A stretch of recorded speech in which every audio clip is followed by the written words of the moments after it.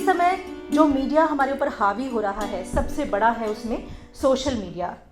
Social media हमारे मन मस्तिष्क पर इतना गहरा असर कर रहा है जिसकी हमें खबर भी नहीं होती, और हम जो हैं वो धीरे धीरे एडिक्ट होते जाते हैं। जैसा और जिस तरह से वो हमें मोल्ड करना चाहता है वो हमें मोल्ड कर लेता है। एक्चुअली सोशल मीडिया इन्फ्लुएंसिव तो है, लेकिन उसे भी इन्फ्लुएंस कर रहा है बाज़ार। तो यदि हम सही मायने में देखें तो हम बाज़ार के कंट्रोल में हैं। बाज़ार में सोशल मीडिया पर आप रील्स देखते होंगे, शॉर्ट्स देखते होंगे, यूट्यूब में वीडियोस देखते होंगे या कोई पोस्ट देखते होंगे, कुछ भी है, उसके लाइक्स और शेयर्स पे बाज़ार निर्भर करता है। आप कैसा कंटेंट दे रहे हैं जो ज़्यादा लोगों को ट्रिगर कर रहा है, ज़्यादा लोगों तक पहुंच रहा है। जितने ज़्यादा लोगों तक वो पहुंच रहा है उसकी मार्केट वैल्यू उतनी ज़्यादा हो जाती है। कैसा कंटेंट दिया जाए। अभी यहाँ एक बच्ची थी, आप शायद कंटेंट क्रिएटर की तरह से आप काम करना चाहते हैं, तो कंटेंट कैसा हो जो लोगों तक पहुँचे भी, लाइक्स भी हों, शेयर्स भी हों, मार्केट भी उसको मिले, लेकिन वो हमारी वैल्यूज़ पर, मॉरल वैल्यूज़ पर खरा उतरे। बहुत सारी चीज़ें हमें ध्यान रखनी होती हैं। सोशल मीडिया पर ही एक चुटकुला है, हम गाली की बात कर रहे हैं, उस चुटकुले से मैं अपनी बात शुरू करूंगी। वो चुटकुला मुझे सोशल मीडिया पर ही मिला था और उसे सुनाना बेहद ज़रूरी है अपनी बात शुरू करने से पहले, गाली और सोशल मीडिया के बीच कम्युनिकेशन या कनेक्शन बनाने के लिए। एक प्रोफेसर ने हिंदी क्लास में पूछा कि गाली की परिभाषा बताइए। उस क्लास में मौजूद एक विद्यार्थी ने जवाब दिया, अत्यधिक क्रोध आने पर शारीरिक रूप से हिंसा न करते हुए मौखिक रूप से की गई हिंसात्मक कार्यवाही के लिए चुने हुए शब्दों का समूह, जिसके उच्चारण के पश्चात मन को असीम शांति का अनुभव होता है, उसे हम गाली कहते हैं। ये परिभाषा मुझे सोशल मीडिया पर मिली है, व्हाट्सएप के दौरान, व्हाट्सएप पर इधर उधर हुई है और आप लोगों ने भी हो सकता है इसे पढ़ा सुना होगा। ठीक है, अब ये मन को असीम शांति देने वाली जो शब्दों का समूह है उसको आप गाली कह रहे हैं। क्या सच में हमें गाली देने के बाद अच्छा लगता है? मुझे ये लग सकता है, हो सकता है कुछ लोगों को अच्छा लगता हो, लेकिन इसके उलट सवाल भी है। क्या गाली सुनने पर अच्छा लगता है? यदि आप दे रहे हैं तो कोई तो सुन रहा है। क्या सुनने पर अच्छा लगता है? आप कहेंगे 100% बोलेंगे नहीं। गाली देने पर अच्छा लगता है, ये हो सकता है कुछ लोग बोले हाँ हाँ हाँ बहुत अच्छा लगता है, बड़ा कूल है। कूल पे ध्यान आया, अभी कुछ दिनों पहले जब सोशल मीडिया और गाली, जब इन्होंने मुझे टॉपिक दिया तो मैंने कहा देखूं, मतलब थोड़ा मैं भी पड़ताल कर लूं मीडिया, क्योंकि आप जैसा कंटेंट देखते हैं, सोशल मीडिया बड़ा स्मार्ट है, आपका स्मार्टफोन बहुत स्मार्ट है, आपको वैसे ही कंटेंट दिखाता है। तो मुझे वैसे कंटेंट नहीं दिखाता था, क्योंकि मैं उस तरह की लैंग्वेज यूज़ नहीं करती हूँ या वैसे कंटेंट नहीं देखती हूँ। लेकिन जब मैंने सर्च किया तो बहुत सारे ऑप्शंस पॉपअप होने लगे मेरे पास, और उसी पॉपअप्स में एक वीडियो आया मेरे पास, एक रील आई। वो रील मनोज वाजपेयी और विजय राज के बीच की बातचीत है। वो आपस में टॉक शो कर रहे हैं, हो सकता है आप लोगों ने देखी है, बहुत पॉपुलर है, वायरल है रील। उसमें वो दोनों गाली के बारे में बात कर रहे हैं। ये मैं आपको इसलिए, और वो इतना भद्दा है कि यहाँ पे हम सुना भी नहीं सकते आपको, मैं सिर्फ उसका जिक्र कर रही हूँ। मनोज वाजपेयी और क्या नाम दूसरा बताया, विजय राज, ये दोनों आपस में बात कर रहे हैं गाली देना कैसा लगता है। और मनोज वाजपेयी जवाब दे रहे हैं मुझे बहुत अच्छा लगता है, और वो पूरे एक्ट कर रहे हैं उस चीज़ को।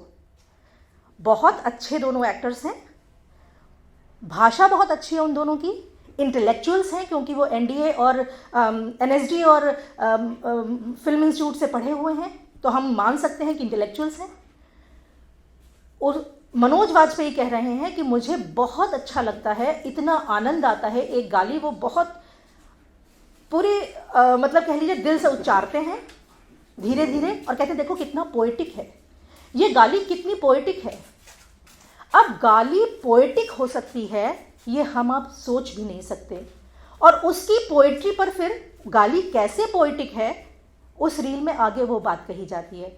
अब मनोज वाजपेयी विजयराज से पूछते हैं कि आपको कौन सी गाली सबसे पसंदीदा है, वो भी एक गाली बोलते हैं। बोल बोल के दोनों उस गाली को प्रैक्टिस कर रहे हैं, देखो कितना अच्छा लग रहा है, देखो कितना।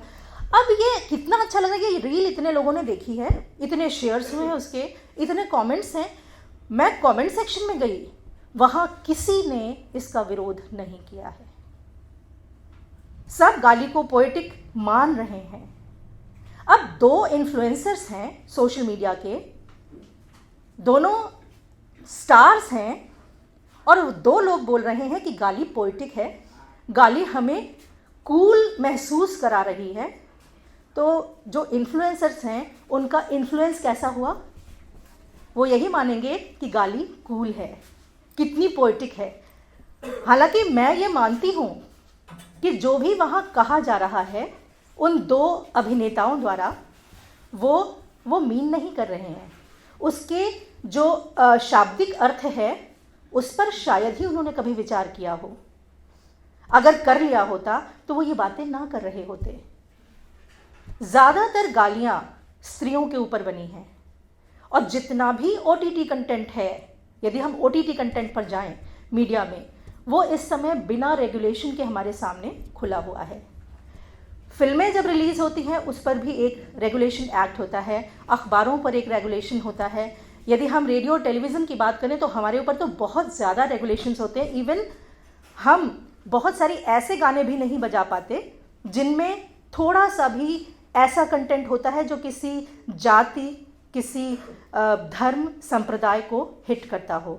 आपने वो गाना सुना होगा, आजा नचले नचले, सुनिधि चौहान का गाया। उसमें एक शब्द है सुनार। वो गाना रिलीज़ हुआ सुनार के साथ, लेकिन उसकी वो अंतरा जिसमें सुनार शब्द था उसको हटा दिया गया, फिर उसके बाद उसको रिलीज़ किया गया। एक गाना और था फिल्म डेली बेली का, भाग डी के बोस, सबने सुना होगा। बहुत पॉपुलराइज हुआ ये गाना बहुत अच्छा था, बहुत कैची था, हमें भी बहुत अच्छा लगता था जब तक उसका मतलब हमें समझ नहीं आया था। मेरे बच्चों ने मुझे समझाया कि नहीं मम्मी इसमें गाली है, मुझे नहीं पता था, मुझे गाना बहुत कैची लगता था, और ऑब्वियसली कैची था, लेकिन वो गाना बाद में बहुत पॉपुलर होने के बाद बैन हुआ। अभी भी बजता दिख जाएगा आपको कहीं भी, लेकिन वो गाना बैन हुआ। लेकिन बैन कहाँ हुआ? वो सिर्फ उन जगहों पर नहीं बजेगा जो रेगुलेशन एक्ट के अंडर में आते हैं, लेकिन उन सभी प्लेटफॉर्म्स पर बजेगा जो उस रेगुलेशन एक्ट को फॉलो नहीं करते। तो ये जो रेगुलेशन एक्ट है ना, ये बहुत ज़रूरी है। ये वो चीज़ है जो जैसे कहते हैं ना कि घोड़े पर लगाम होती है, तो घोड़े की गति भी नियंत्रित रहती है, उसकी दिशा भी नियंत्रित रहती है, उस पर बैठने वाला सवार भी नहीं गिरता। तो ये रेगुलेशन हमको अपने मन पर भी लगाना है कि किस तरह हम गालियों से बचें, सुनने से भी, उसका जो कंटेंट है उसको भी पॉपुलराइज करने से बचें। कितना OTT कंटेंट है जिसमें गालियों की भरमार है, और वो सारे, मैं सारे यहाँ बोल रही हूँ और बिल्कुल गलत नहीं बोल रही हूँ, वो सारे कंटेंट जो हैं वो बहुत पॉपुलर हैं, व्यूज़ उसके बहुत ज़्यादा हैं, TRP उसकी बहुत ज़्यादा है। और जब हम किसी भी कंटेंट की TRP बढ़ा देते हैं तो निश्चित सी बात है कि आगे आने वाले कंटेंट भी उसी दिशा में जाएंगे। हमने रेगुलेट किया कि यदि हमें मिर्ज़ापुर सीरीज़ अच्छी लग रही है, यदि हमें फैमिली मैन सीरीज़ अच्छी लग रही है, तो आगे जो प्रोड्यूसर्स हैं वो ऐसी ही सीरीज़ बनाएंगे। मिर्ज़ापुर सीरीज़ हुई, फैमिली मैन हुई, तांडव हुई, इस तरह की जो सीरीज़ बनी, थोड़े से विवाद हुए, वो भी सोशल मीडिया पर आए, बातें उठी, रेगुलेशन एक्ट की बात उठी कि OTT पर भी रेगुलेशन एक्ट लगना चाहिए। 2019-20 में की ये बातें हैं, 2020 में सेल्फ रेगुलेशन एक्ट जो है वो OTT पर भी लगा। अब वो सेल्फ रेगुलेशन एक्ट है, वो चाहें जितना चाहें रेगुलेट कर सकते हैं।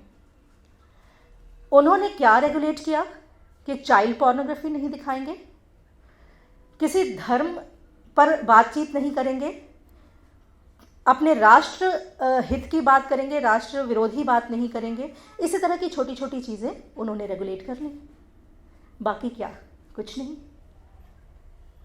क्योंकि हमने विरोध नहीं किया चीज़ों का, तो चीज़ें ओपन हैं। मुझे कंक्लूड करना है सोशल मीडिया इन्फ्लुएंसर्स की बात करूंगी, जितने आरजेज हैं सब सोशल मीडिया इन्फ्लुएंसर्स हैं मैक्सिमम। यदि आप देखें तो आरजे प्रवीण, नावेद, बउआ, ये सारे हैं। इनकी बातचीत में बीच में बीप सुनाई देती है आपको, किसी से बातचीत कर रहे हैं फ़ोन पे, बीच में बीप आई और ये लोग हंस रहे हैं। सबको पता है बीप मतलब क्या और हंस रहे हैं मतलब क्या। तो मतलब आप गालियों पर हंसते हैं, गुस्सा नहीं होते। कौन? हम। रेगुलेट किसे करना है? हमें। इन इन्फ्लुएंसर्स को हम कितना इन्फ्लुएंस करने दें ये डिपेंड करता है हमारे ऊपर। एक लास्ट एग्जांपल दूंगी। एक कंटेंट क्रिएटर है स्नेहिल मेहरा, नाम शायद आप नहीं जज कर पा रहे होंगे, स्नेहिल मेहरा। लेकिन अगर मैं बोलूं बीसी आंटी तो आप कनेक्ट करोगे। BC aunty, BC. अब मैंने इसे कल ढूंढा, इसका नाम स्नेहिल मेहरा मुझे कल पता चला। बीसी आंटी करके। इस बीसी आंटी को आप पहचानते हैं, कोविड पीरियड में ये टीचर बन के आती थी। इसके बहुत सारे वीडियोस जो हैं वो पॉपुलर हुए थे। बीसी आंटी इसने अपना नाम रखा खुद को पॉपुलराइज करने के लिए, और अपने इंस्टाग्राम पे प्रोफाइल में बीसी आंटी का फुल फॉर्म इसने लिखा है वेरी क्यूट आंटी। अब आप उसके इंस्टाग्राम प्रोफाइल पे जाएंगे तब आपको ये वेरी क्यूट सुनाई देगा, वरना नाम गाली है। तो किस तरह का हमको इन्फ्लुएंसर अपने लिए चाहिए ये हमें रेगुलेट करना है। बातें बहुत है कहने को, लेकिन मेरा समय ख़त्म हो चुका है। Thank you.